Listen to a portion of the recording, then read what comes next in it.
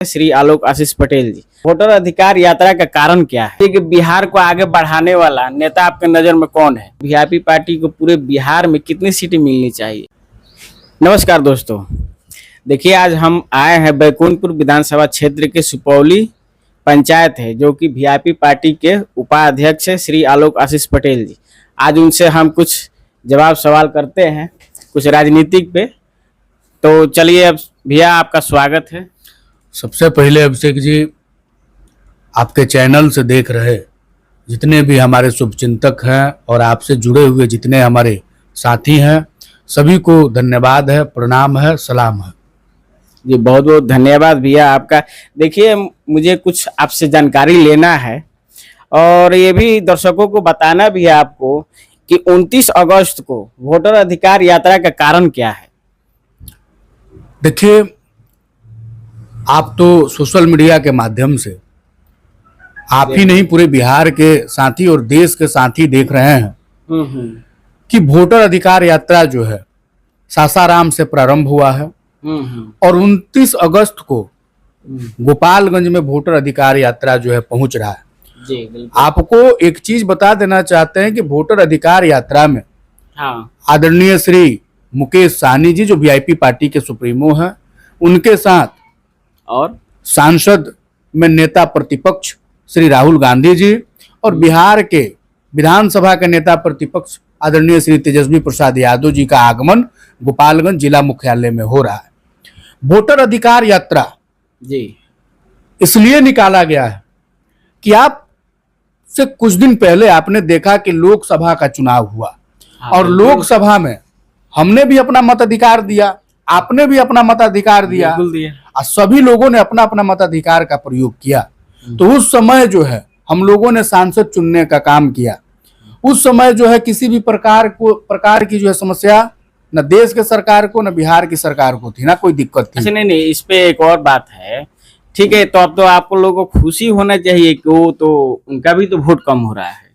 नहीं, देखिए, मान लीजिए अगर कट रहा है तो उनका भी तो वोट कट रहा होगा। आज के समय में इस सरकार में आप ये उम्मीद नहीं कर सकते हैं कि ये सरकार निष्पक्ष तरीका से जो है सरकार इस देश में चल रहा है। देखिए, एक मिनट, इसमें तो BLA 2 का गठन सारी पार्टियां का हुआ है। हमारे भाजपा के भी है, आरजेडी का भी है, आपको कांग्रेस का भी लोग BLA 2 का काम कर रहे हैं इसमें। देखिए, इस चीज को हम मानते हैं, लेकिन आपने जो काम किया विधानसभा के समय में, यही काम आपको लोकसभा के समय में करना चाहिए था। हम आपको अच्छा ठीक, तो इसके बाद भी तो आएगा लोकसभा का चुनाव। आएगा, लेकिन आपने तो अपनी सरकार बना ली ना।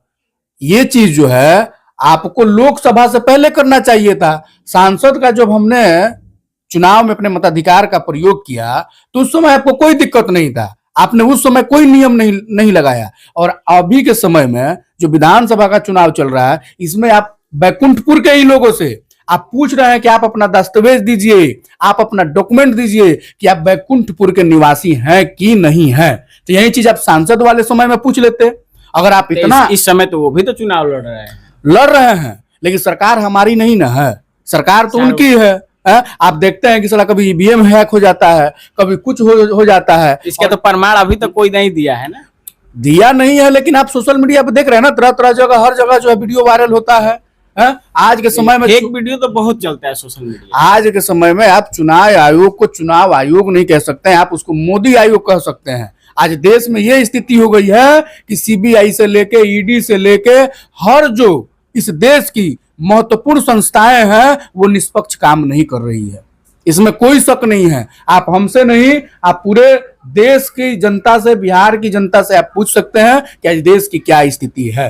तो हम ये कहते हैं कि सरकार कब जो है निष्पक्ष काम कर रही है। आप वो काम कीजिए, सांसद में जितने लोग जीते हैं सबको आप इस्तीफा दिलवा दीजिए, तब दस्तावेज खोजिए, तब आप जो है कागजात खोजिए, फिर से सांसद का चुनाव करवाइए, तब फिर विधानसभा का चुनाव करवाइए।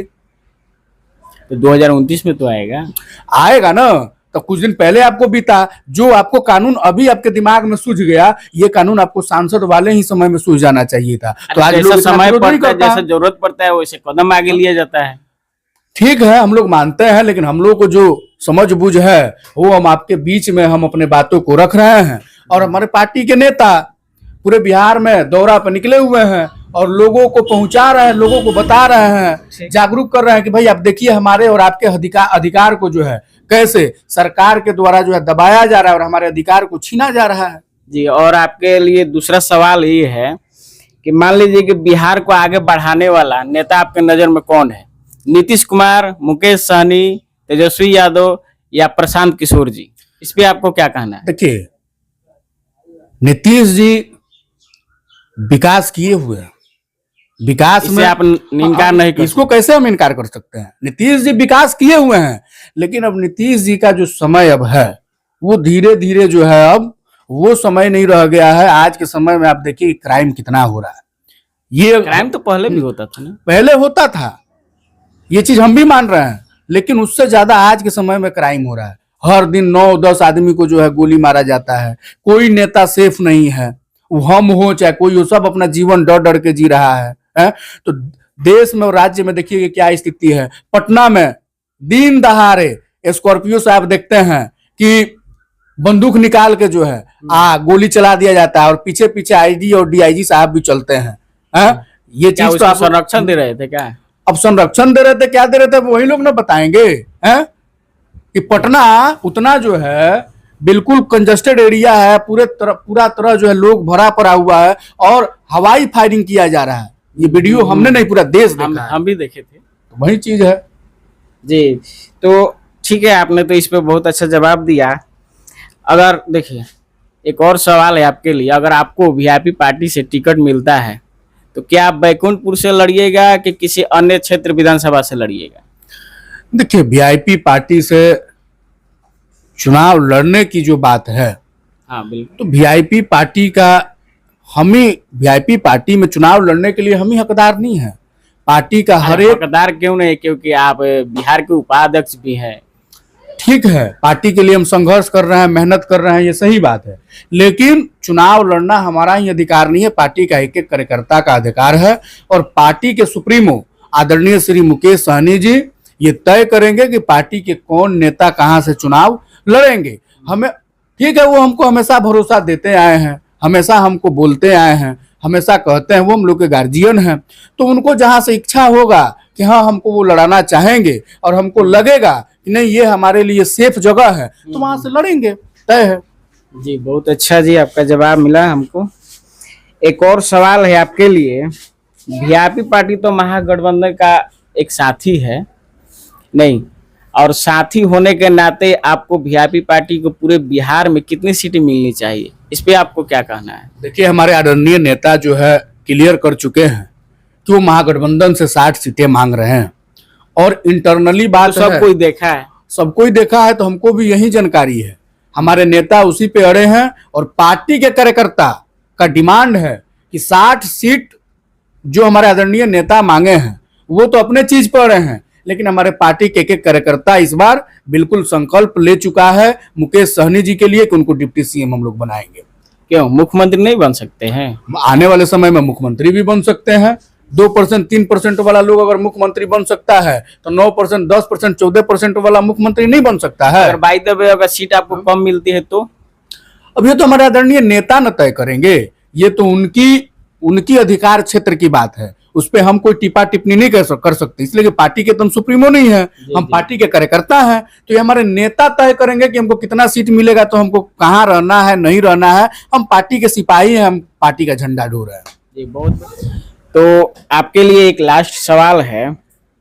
देखिए, हमको जानना ये है कि भाजपा पार्टी कहती है कि मल्लाह जाति वीआईपी पार्टी का तो बेस वोटर है और भाजपा के साथ में, इस पे आपको क्या कहना है?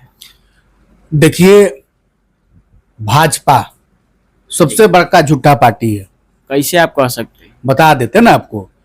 जब निषाद संकल्प यात्रा आदरणीय मुकेश सहनी जी ने निकाले थे, उस समय आपने देखा कि निषाद का एक एक बेटा अपने हाथ में गंगा जल लेके संकल्प लिया।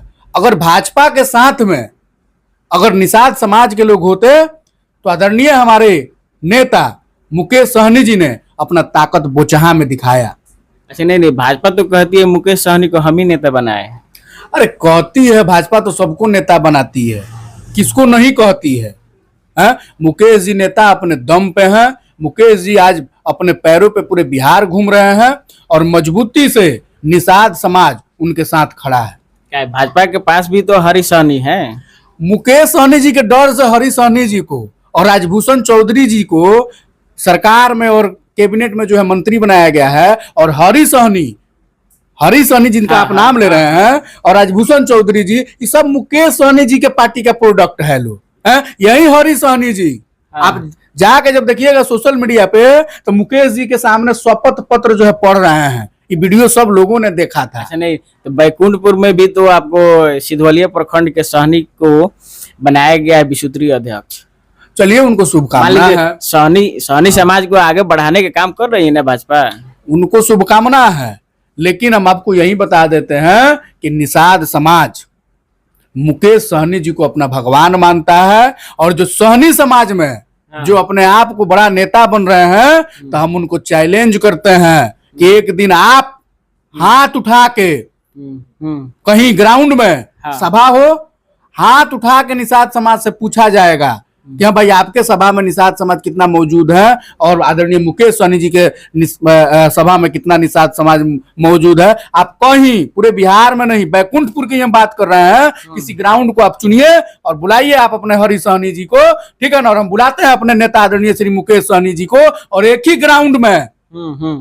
ग्राउंड में निषाद समाज का कार्यक्रम हम कराने के लिए तैयार हैं। उनको पता लग जाएगा कि उनके जो है सभा में कितना निषाद समाज बैठे हैं, और आदरणीय मुकेश सहनी जी के समक्ष में कितना निषाद समाज बैठे हैं। ताकत का पता चल जाएगा। पूरे बिहार का निषाद समाज आदरणीय मुकेश सहनी जी को अपने हाथों पर उठा लिया है और उनको अपना भगवान मानता है और आजीवन भगवान मानेगा। इसका मतलब आपके कहने के अनुसार पूरा मल्लाह समाज जो है मुकेश सहनी जी के ही साथ। निश्चित एकदम, इसमें कोई शक नहीं है, कोई 50% भी भाजपा के साथ एकदम 15% भाजपा के साथ नहीं है, 50% का बात छोड़ दीजिए। चलिए, बहुत बहुत धन्यवाद आपको इस पे जवाब देने के लिए। तो आगे हम लोग ये जानना चाहते हैं कि मल्लाह समाज जो भी देख रहे हैं, तो कृपया कमेंट करके अपना समर्थन दें कि आप किनके साथ में है, भाजपा के साथ में है या वीआईपी पार्टी के साथ में। जय हिंद, जय बिहार।